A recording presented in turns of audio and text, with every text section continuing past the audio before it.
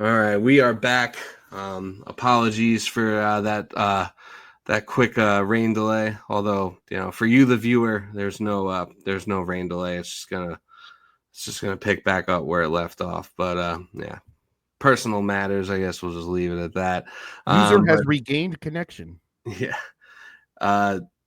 Do you have any final thoughts? Any final thoughts on the Mets? I mean, I know they got one more game with the Nats tomorrow. They got Manaea going up against Mackenzie Dugor, and then after that, you got another series with the Braves. You got McLean making his second start Friday on the Big Apple TV. So what are your final thoughts going forward? And add to that, there is the potential that when they start their series in Philly on Monday, Senga would not be on normal rest. And the Mets have committed to they're going to give him the 6 days of rest because that's how it's always been for him. And I'm fine with it. Like, if you invested the money in him and you went through all that work to get him, and again, we saw when he was healthy in 23, like how good he can be. I still wonder if he's fully right now. I will be, and I think he might have an opt out for this offseason. I think that'll be an interesting discussion if that happens. But regardless, they're going to need to fill that spot on Monday because Senga's going to need that extra day of rest. And everything is lining up for Brandon Sproat to come up and make his debut in that spot. And then they've got to be able to push that because I believe they are in a stretch where they're going to play 16 games in 16 days. So not only do they have to do it for him, but they're also going to have to make sure that they give McLean extra rest too, because this is the most innings he's pitched as a professional. And Mendoza said he's staying in the rotation. So you are counting on this guy the rest of the way to, I mean, you can't expect him to do what he did against the Mariners every time, but hopefully something close to that. So you've got to continue to buy time there. And I read this yesterday because there was a lot of the talk has started to gain that Sproat comes back. And they've done this with prospects where they move guys up to 4 days rest for making their first AAA start and then make the jump. They did this with Christian Scott last year. They brought him up for 4 days rest for his first start at AAA. His next start was in the majors. They just did that with Nolan McLean. Nolan McLean got bumped up. Him, Jet Williams, and Sproat all went up to Syracuse recently. He made his first start on 4 days rest. His next start was in the bigs. Brandon Sproat made his yesterday or Tuesday when you see this. So everything makes sense for him to make his first start on Monday at home against the Phillies. And let me tell you, if he can come in and win a game against the Phillies in the midst of all this, boy, am I on board. That would be such a lift for this team. If again, I'm not asking them to save the season, but if they can come in and deliver, great. Because as I said at the start of the segment, it appears the offense is coming out of this. Lindor tweaked something to his batting stance, and he has been beyond on fire. I don't know how else to describe, but Lindor is looking back to like 2024 Francisco over this past week. He was NL Player of the Week last week. Soto's getting back into it. Pete's been terrific this month. Brandon Nimmo was hitting really well until he had to come out tonight. Jeff McNeil back on the upswing. We were talking about how well Alvarez has hit since his recall. Brett Beatty's numbers since the start of the second half. I mentioned this in the Discord. I know he had been hitting decently. Like I know he had picked it up since the early part of the season. I didn't know it was that good. Yeah, did not realize to the extent that he had picked it up. Yeah, because I remember for a while, like late in June, it was looking pretty bad for Brett Beatty, and then he had like the monster July. Entering play tonight, his second half line was 282, 350, 507. He now has 6 home runs and a WRC plus of 141. So that's 41% above league average. If WRC plus is the stat that if that's the one that you live by, which, hey, sheesh. No judgments here. So it's like, I knew he was getting better. I didn't know it was that. And also in the past 2 weeks, first we saw Mark Vientos just starting to make regular contact again. Now he's making loud contact again. If those guys are starting to turn it around, that's massive. If we get the Vientos of 2024, if the best we've ever seen Francisco Alvarez look comes back, if Brett Beatty has all of a sudden figured out being a true complete hitter in the major leagues, that was what the selling point was for him when he was drafted. It was, this kid has pop and he hits for contact. If he's that right now, that's huge. And you still have an ace in the hole in Ronnie Mauricio. Like I said, when he makes contact, it's loud.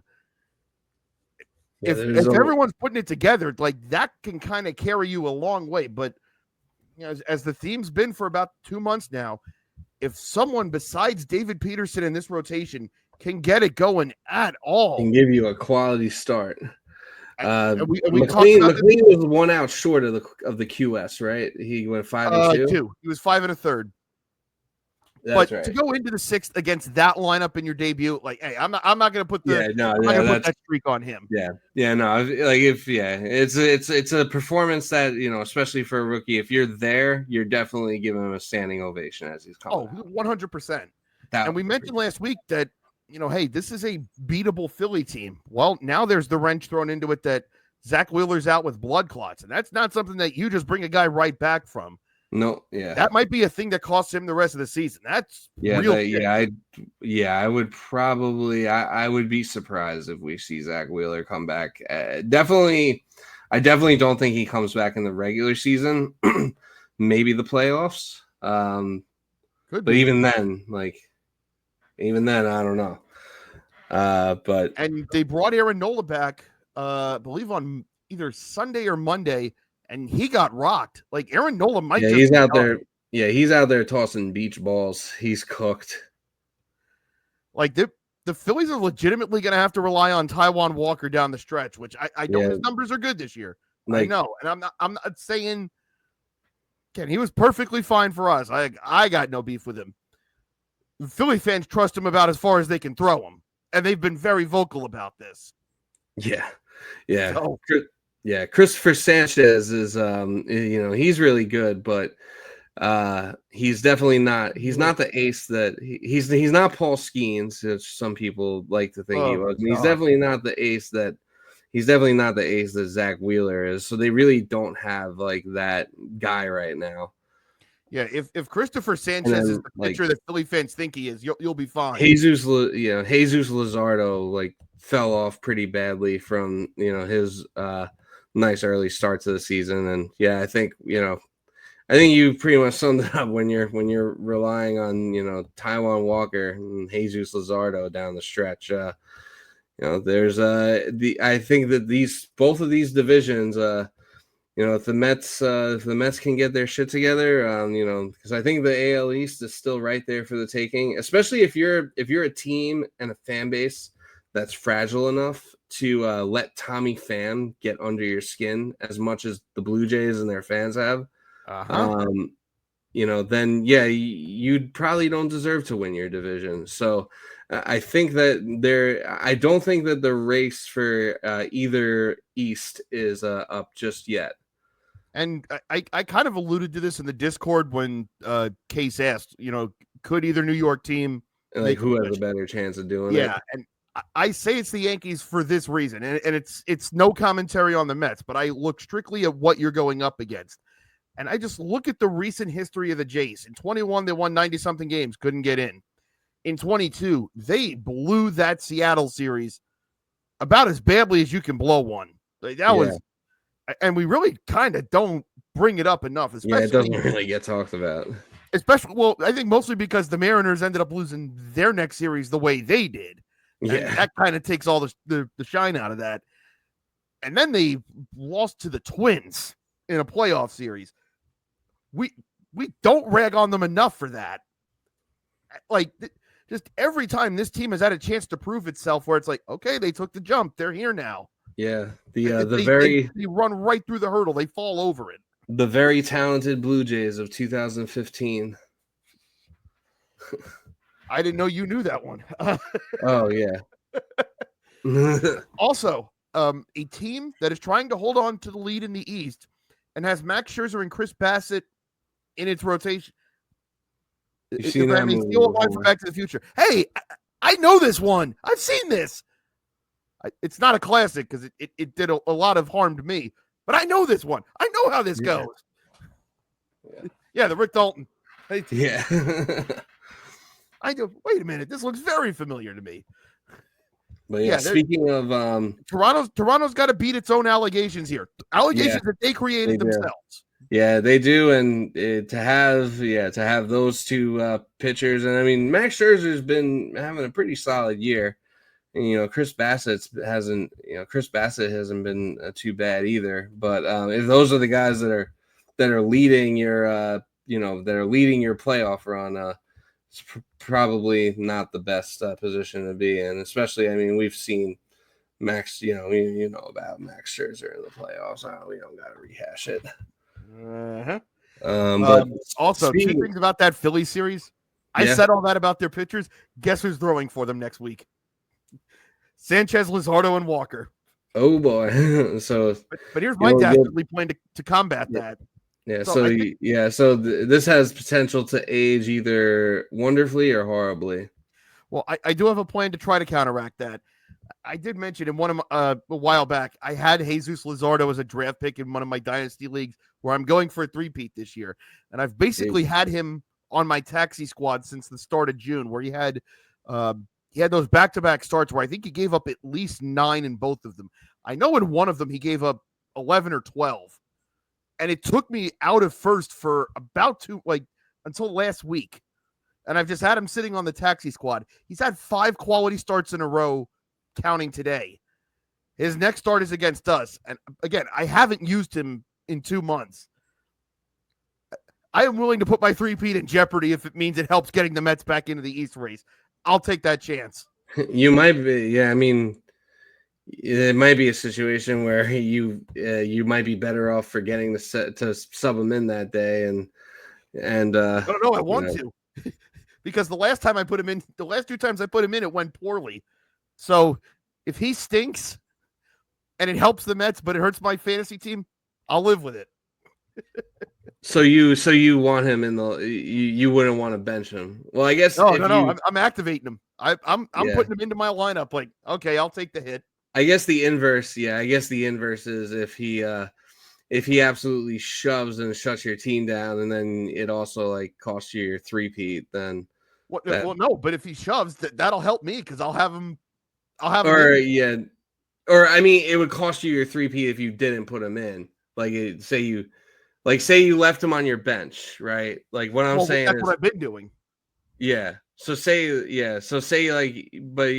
guess say you left him on your bench for this game coming up on Tuesday, and he goes, he throws I don't know what the exact categories are in your fantasy league, but say he, throws 7 innings of 1 or 2 run ball, strikes out 9 people, quality start, gets the win, all that jazz. And you didn't activate him, and that not having that costed you your three-peat, and also beat the Mets in a pretty crucial game. You'd want to unalive yourself a little bit more. So yeah, if he throws well, but I had him active for this game, I would be the Alonzo Mourning gift. They beat the Mets. Yeah. Oh, it got me back into contention. Yeah. Yeah. But I'm willing to be like, oh no, the Mets tagged them for 7 runs in 2 innings. Oh no. Oh, no. I'm devastated. Yeah. I would rather that. Yeah. Speaking of the East though, and geography in general, we got some MLB potential expansion to discuss. So on Sunday during the Little League Classic, Rob Manfred did an interview that I'm sure everyone asked for on Sunday Night Baseball on ESPN. I didn't see it, but I know that he did say that. I know that he did say in this interview that basically expansion is coming, and that they're looking into realigning, like realigning the divisions and the leagues. And The rumors. I've seen these theories floated before where it's like, oh, well, they could make it this, but this felt like Manfred acknowledging, like almost like that they've seen those, like, hey, yeah, just so you know, we've been talking about it.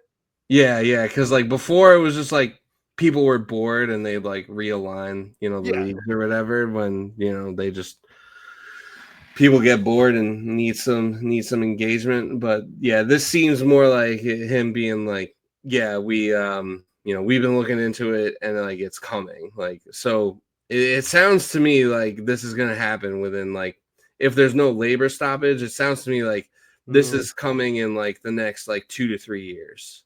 I think this might end up being a result of the labor. Like this might be hey, look, we'll give you this, but we're doing this. I could sort of how when Jim Crane took over the Astros, Seelig essentially put it to him of, look, we'll give it to you, but as a condition to that, you're going to the AL. Yeah. Okay, fine. Yeah. Like I could see this being a bargaining chip of, or if you're okay with this, then we'll give you X, Y, and Z. I could absolutely see that on the table.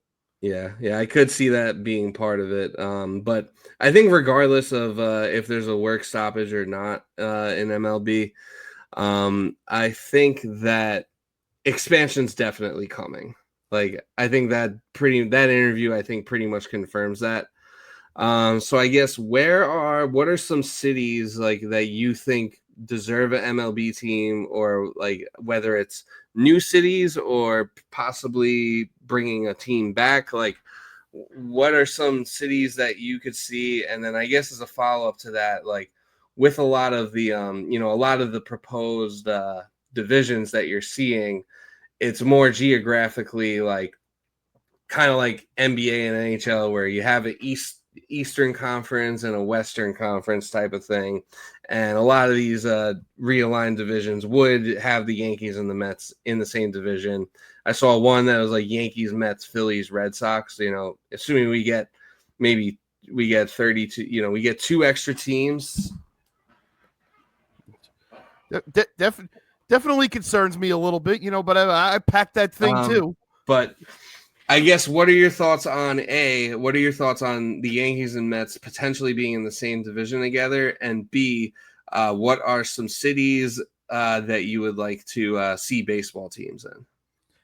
Well, the proposed idea of Yankees, Phillies, Mets, Red Sox, like that cannot happen. Like people will die. That is. Oh yeah. You cannot do this. I think people have died. Fan base would acknowledge. People have died for less at sporting events. I have seen European soccer rivalries that are less toxic than this. Yeah, for real. For real. No, they'll throw flares on during like a preseason game while they're warming up.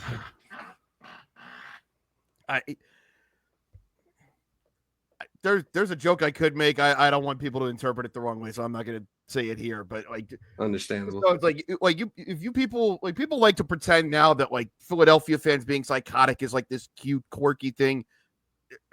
You guys would find out real quickly in this division. They are serious when they talk about some of the things that they want to do. I promise. As far as who should get it, I mean, every discussion or any discussion has to start with Montreal. It should have never happened the way that it did. I think MLB kind of let it happen, especially after 94.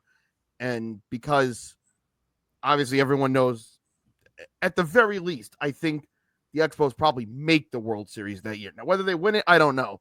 But if you mean to tell me that a city that was up in the air about getting a new stadium and everything that comes with that, you mean to tell me if that city gets tantalized with the idea of having a World Series, having multiple World Series games in their city, that they would have just let that happen as opposed to what ultimately happened that year? I think that would have changed a lot of things. And so it's understandable that the people in that city saw what happened after the strike, where one by one, every part of that team left and just said, well, why do we need to be a part of this? Why do we have to invest our time? And especially at a rundown stadium when every year 4 teams are getting brand spanking new stadiums, and we have to sit here. Yeah, and like shitty facilities. And I think MLB, they were looking to expand and they were trying to find, DC was that city for a long time that we got to get DC the new market.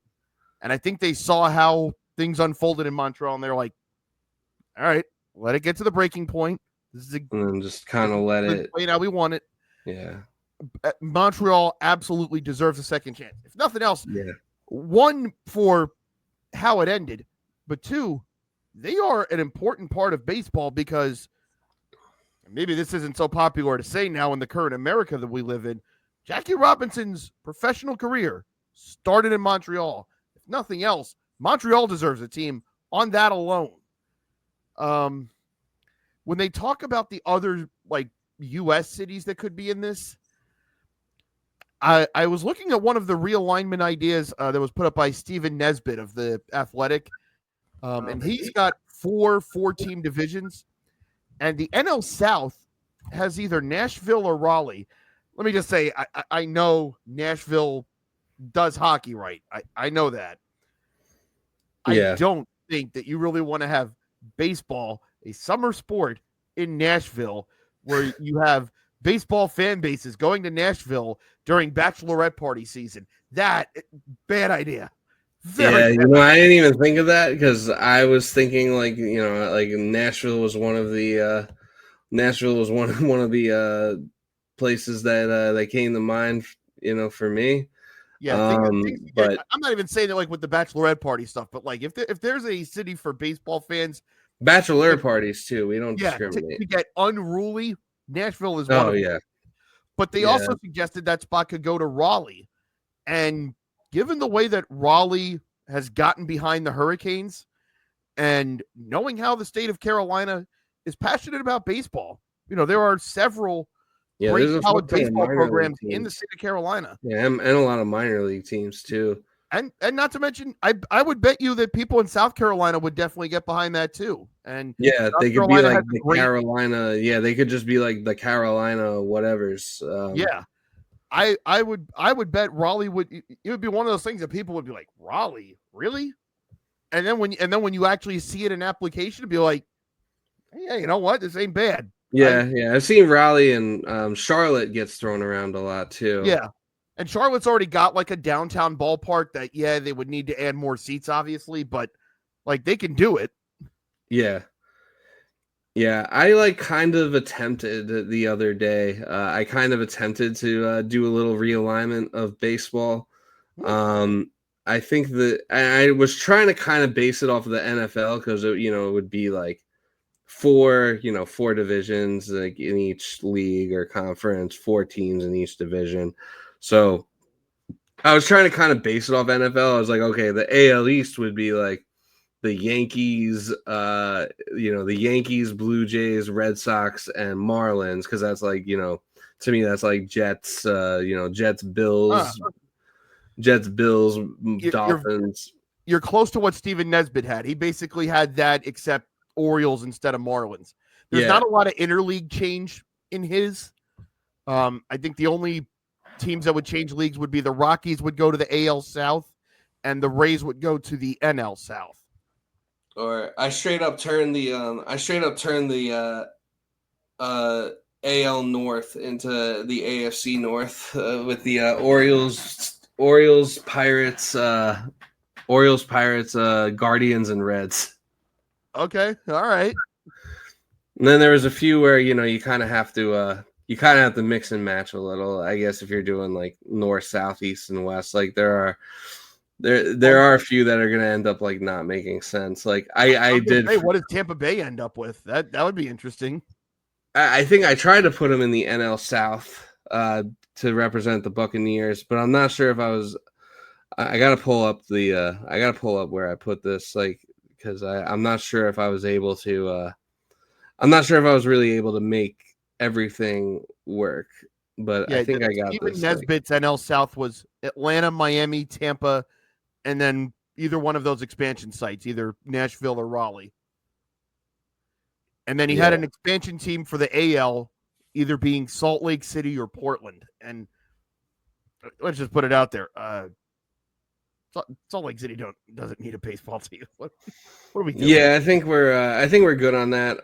Portland was an interesting one, and I think like when I was doing it, when I was doing my little realignment, I did it with a like with a Portland team in mind.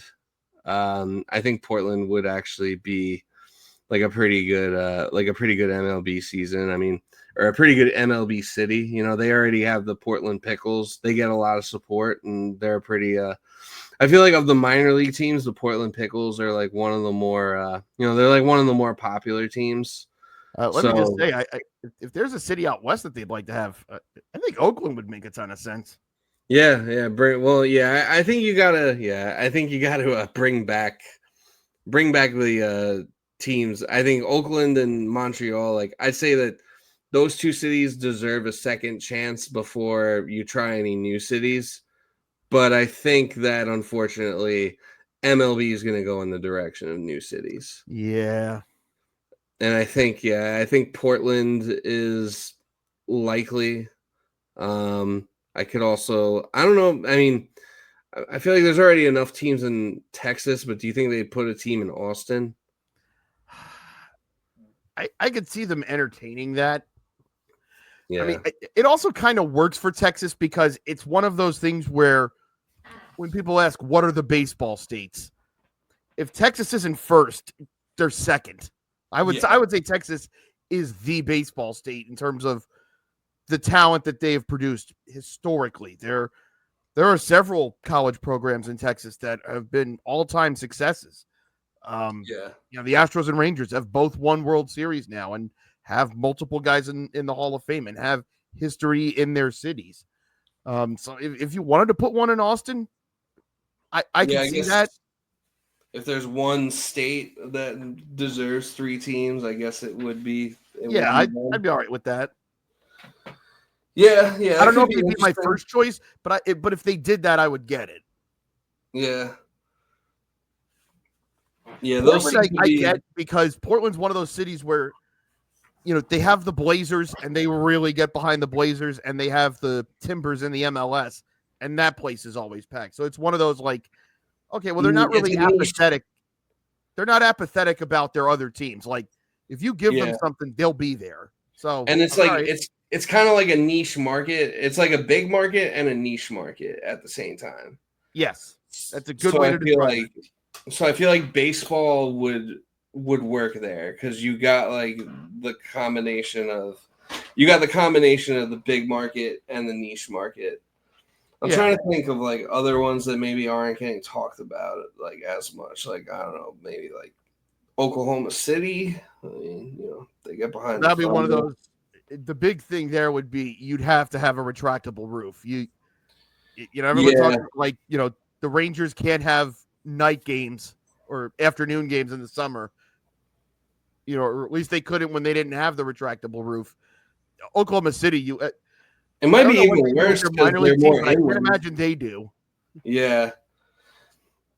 I guess you'd have to have a retractable roof. I mean, some people would argue that any stadium should have a retractable roof at this point, which I get. I don't necessarily agree with it, though. I think it's just if you have extremes like that, like we know how insane. Yeah, if you have extreme weather. But I mean, I see even people being like, oh, like, like stadiums in like New York like should have roofs. Or it's like also in Oklahoma City when you have home games in April and May, that could be a problem too with the tornadoes and all that. So there might be that too. There might be a lot of logistics. Maybe Oklahoma's just like a college football and basketball state. Yeah, I'm trying to think. You hit the lottery with basketball. Like it's fine to be that. Yeah, no, absolutely. I'm trying to think like maybe Birmingham, but I don't know. Yeah, I don't know.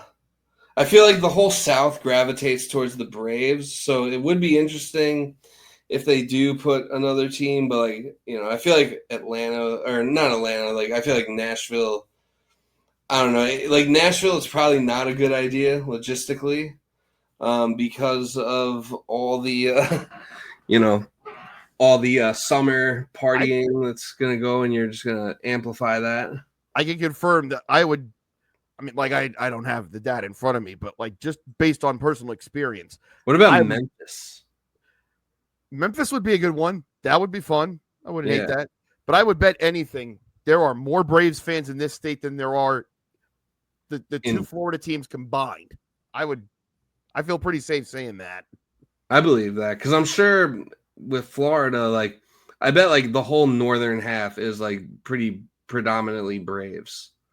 Well, so it's that, and then also like you have a whole generation now of people my age that just grew up on one, the Braves always winning. So there's like And always it was being on TBS. yeah. So there's a whole there's a good 50 years of that now. So Yeah. Yeah, they're like the Cubs / Bulls of the South. pretty much yeah. That's a good way to describe it. Except I guess more like the Cubs because the Bulls actually won. I'm not gonna say that too loudly. There's Yeah. Well, I guess since we beat we beat them in a few World Series, I guess I can say it. But sounds sick. Sounds sick. you'll get there one day. Just not on my watch. Very quietly. I kind of didn't hate the fact that you guys won those. I'll say it. That's fair. That's fair. We don't have to we don't have to talk about that too much anymore. But yeah, bring back the A's. That should have never fucking happened. Bring back the Expos. That shit should have never happened. I'm trying to think like are there any other teams that we really like lost? I can't really think of teams that we lost recently in baseball. Before the Expos, it would have been what, like the Senators? Yeah, and they got Zero. the Nationals now. Like so they're fine. Yeah, and Yeah, like they're Milwaukee really lost the Braves, but they got one. Seattle lost the yeah, like Pilots. They got Philly one. lost. Yeah, like you had the Philly Athletics, but then they got the Phillies, and they Well, they probably always had the Phillies. Like, yeah. Oh, they so just they had weren't two being down teams. for So forever. it was the Athletics and the Phillies both in Philadelphia, and then they moved the Athletics to Oakland. No, Kansas City first. Oh yeah, the Kansas City Athletics. I believe Reggie Jackson broke They in as a stopped along Kansas the City way. A. I believe that's correct. I'll be damned.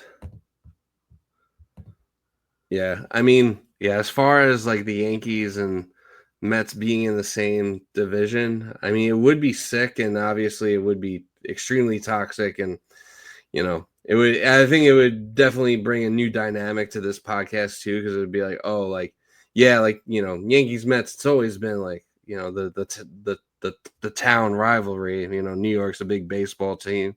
But New now York's you're a big attacking baseball town, and both teams have very like strong, passionate fan bases and talk a lot of shit to each other. But being in the same division, playing each other that many more times a year, and then the and possibility of more postseason matchups. yeah, more postseason matchups. I mean, we would never fight for like the whole thing again. We never Yeah. be in a World Series, which may or may not be for the best. I don't know. There's pros and cons on that too.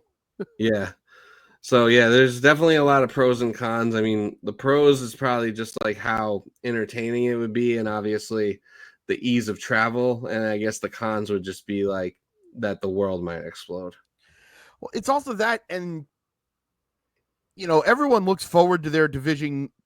Maybe not looks forward, but like we're playing the Braves this weekend, and as I've said, I don't care what their record is. I'm dreading those games because I know our history with them, especially when we're playing there. Then we got the Phillies, and I'm going to dread that because that's huge. And that gets built up over 20, 30, 40 years of playing a team 15 to 20 times a year, not even counting the potential postseason matchups.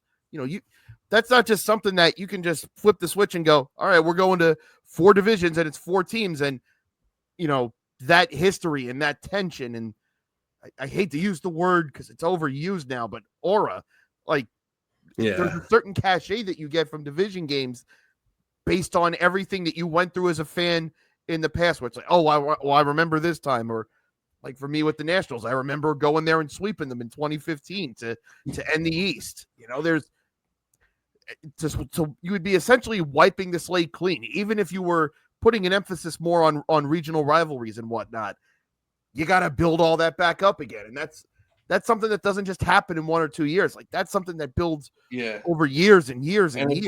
It's gotta happen organically too. Like you gotta stop. I feel like MLB with this and with like maybe I wonder if like that whole rivalry weekend thing they did. I wonder if that was like kind of a foreshadowing, like trying to ease this along type of thing. Like, hey, get used to like we're trying to force these rivalries. Like, get used to these teams playing each other a bunch.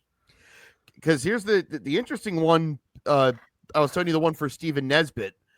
His NL East is Mets, Phillies, Pirates, Nats, which, well, I mean, we know what the Pirates are, at least until they get an owner who cares. But Mets, Phillies, Nats, like, oh, man, that's already built in there anyway. Yeah. And like, the AL East would be Yankees, Pittsburgh is close enough to all of them that, like, I feel like Pittsburgh and New York, even though like they may not like, I feel like in most sports, like Pittsburgh and New York isn't necessarily like the most prominent rivalry, but I feel like there's some juice whenever, maybe I'm being completely biased and I'm off, but I feel like there's always some juice when New York teams and Pittsburgh teams play each other. Well, I mean, and there is history, for both New York hockey teams with the Penguins. The Jets have some history with the Steelers. So yeah, mostly not good. And, obviously current events as well. I was trying to avoid it going exactly there. And we know Pittsburgh and Philadelphia do. I mean, like you only have to see any, like the Steelers and Eagles only play each other every 4 years. But like watch any Penguins Flyers game and you get what it's about. Oh, yeah. And like we've said, I mean, I know the Pirates are what they are, but if the Pirates ever maintained any kind of run at all, because we didn't really get to see it during the peak Kutch era with Garrett Cole, because the Pirates were good, but the Phillies were in the midst of their downturn from the World Series core was leaving. They weren't that good. We didn't really get to see it. Yeah. But if you've ever seen a Penguins Flyers game, you know how much Pittsburgh and Philly. Yeah, or even like a Steelers Eagles game when both teams are good. Like, so it's always something to see. So that would be an interesting one. Who does he have the Yankees in a division with? Red Sox, Jays, and Orioles. Okay, so AL East minus the Rays. Yeah, so and you guys have been playing, the Red Sox for 100 years, the Orioles for close to 80. That's fine. We don't need to have beef with the Rays anymore. Just you can have our spring training stadium. Just tweet nice about us. Yeah. When you speak our name, you speak it nicely. So the Derek Jeter 2 statue can't be used for BJ Upton.